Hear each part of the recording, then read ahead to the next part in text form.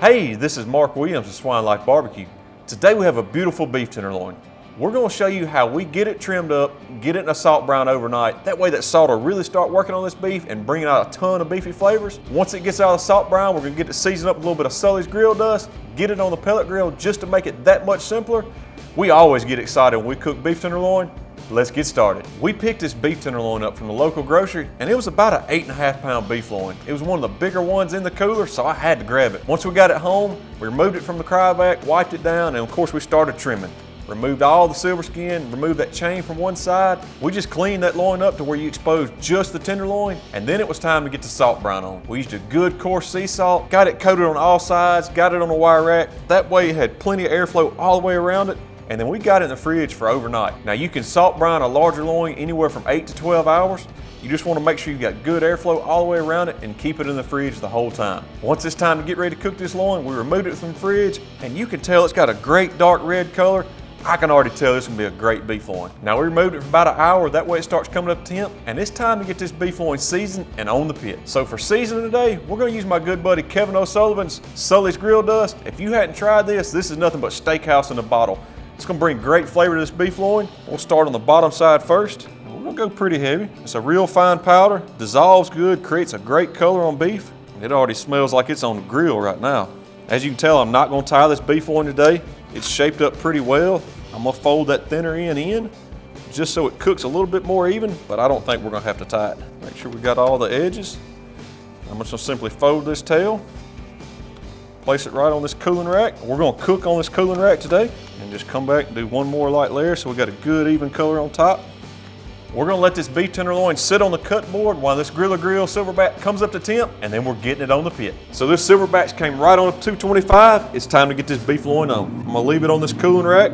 We're gonna go right in the center of the cooking grate. I got my ThermalWorks dot. I'm gonna go right in, right before it gets to the thicker part, just to monitor these internals. We're gonna cook this beef loin at 225 for the first 45 minutes. That way it'll get a little bit more smoke flavor, a lot more color. After the first 45 minutes, we're gonna crank it up to 300 and cook it till it's 120 internal. We're gonna nail that medium rare doneness. So this beef loin's been on for 45 minutes. We're gonna go ahead and peek at it. You can tell that Sully's gives this beef loin a good dark color. We're sitting at 90 degrees internal.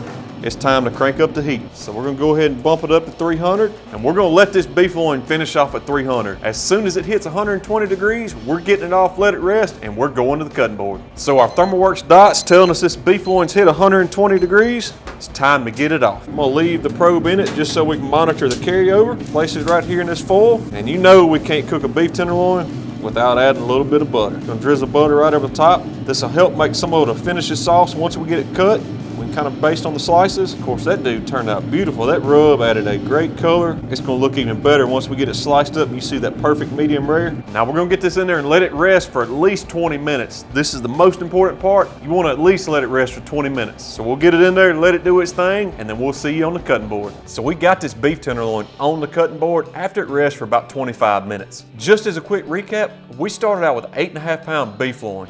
We got it trimmed up, removed that chain, removed the silver skin, and got it down just to that good inner tenderloin. We applied a good coarse layer of salt on it, got it on the cooling rack, got it in the fridge so it can salt brine for about 12 hours. Once it got out of the fridge, we let it come up to room temp, got it seasoned up with the Sully's grill dust, and then got it on the pellet grill at 225 degrees. After the first 45 minutes, we cranked that heat up, got a good crust on the outside, and we cooked this beef tenderloin to 120 degrees internal.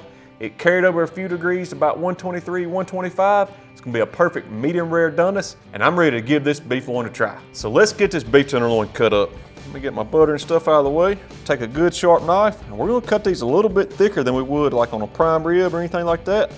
Just because it's so tender, you want a good bite of this beef tenderloin. Getting down here in the perfect doneness. Let me open it on up so y'all can see all this. And that is beautiful cuts right there.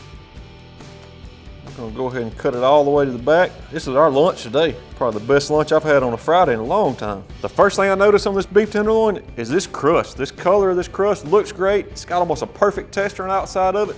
It's coated all the way around. You know that outside bite's gonna be packed full of flavor. So if you couldn't tell, we had to sneak a little photo op in here just because this beef tenderloin is so beautiful. But now it's time for me to taste it. So I'm gonna get me a big piece right out of the middle. Make sure to get some of that good bark on the outside. Of course, the doneness on it's perfect. There's a little bit of this butter right on top.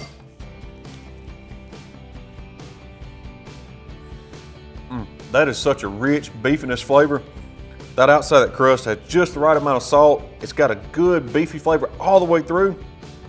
That's excellent. Texture, of course, it's a beef tenderloin. You know that texture is perfect. The doneness is great. But this butter and this beef loin, man, they go hand in hand. It's just something simple, just a simple salted butter. It picked up a ton of flavor from resting with that beef loin. This is mighty fine. That Sully's grill dust, it really does give this smoked beef tenderloin a good grill flavor just to add another layer. That's good. That's real good. That's a wrap for us today at Swine Life. We appreciate y'all checking this video out. Y'all make sure to try this beef tenderloin recipe for this holiday season. We'll have the complete recipe and the links to Sully's Grill Dust in the description. If y'all got any questions, shoot us a message on Facebook or Instagram. And as always, like and subscribe to the channel, and we'll see y'all next time.